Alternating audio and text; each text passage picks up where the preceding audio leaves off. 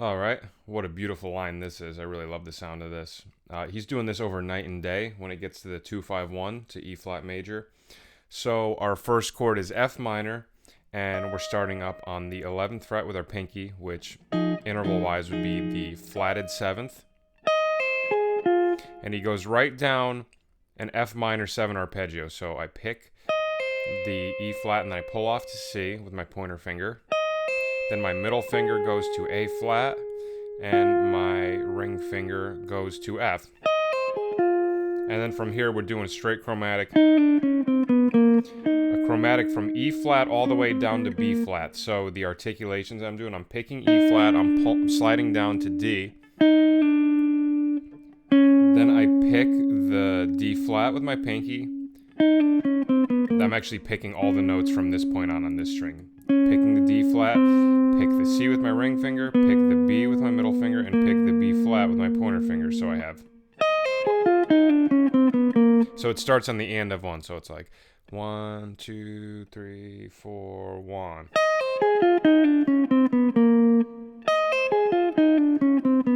Okay, so basically just an F minor 7 arpeggio, and then a chromatic from the flatted 7th down to the 4. Now, I really love the sound of this next part. This next part is really pretty.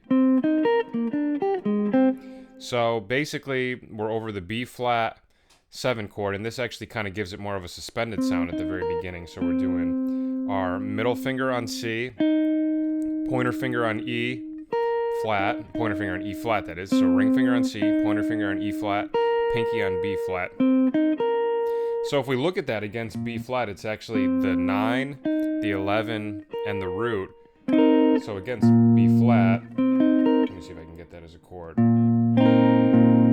So very suspended kind of sound. That's actually, there you go. That's a cool sus voicing for you. B flat, middle finger on C, pointer finger on E flat, pinky on B flat. So, and then he moves it down. Now it sounds more dominant. So put your middle finger on B flat, pointer finger on D, and ring finger on G. So what's going on there is he's going right down the scale diatonically. What I mean by that, if you don't know what diatonically means, it means you're following every note in the scale in an order. So for example, if we're thinking, you know, the home key is E flat major, right? So if we're thinking of all of this in terms of an E flat major scale, we have C, E flat, and B flat for that first shape. So if we moved every note down to one note, down to the next closest note in the scale, so C would go down to B flat, E flat would go down to D.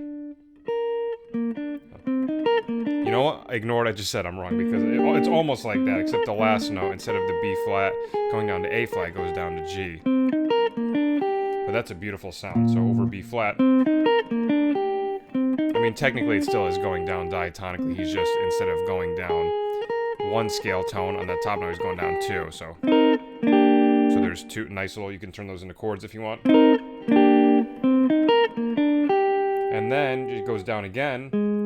This time do A flat with the middle finger and pointer finger on C.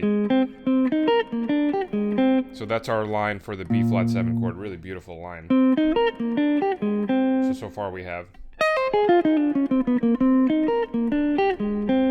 Okay, and then from there I move my pointer finger up to the 8th fret, so now I'm in the 8th position, and he goes right up an E flat major scale from the root up to the 6th. Okay, so E flat, F, G, A flat, B flat, C, and then from there you go back down all the way down again to the E flat, and then from there pointer finger goes down a fret to the D, so root, major 7th. Now that's a really cool sound here. So he actually, what he does here is he's thinking over E flat major. I mean, I don't know what he's thinking obviously, but it's over E flat major. So chromatically from E flat all the way down to B, which is actually the sharp 5, so it ends on a really cool note. So the fingering I'm doing is pointer finger on E flat, pointer finger on D, pinky on D flat, ring finger on C, middle finger on B, which is our sharp 5, and then my pinky jumps down to the E flat. So really cool sound. And that's it. So the whole line is 1, 2, 3, 4, 1.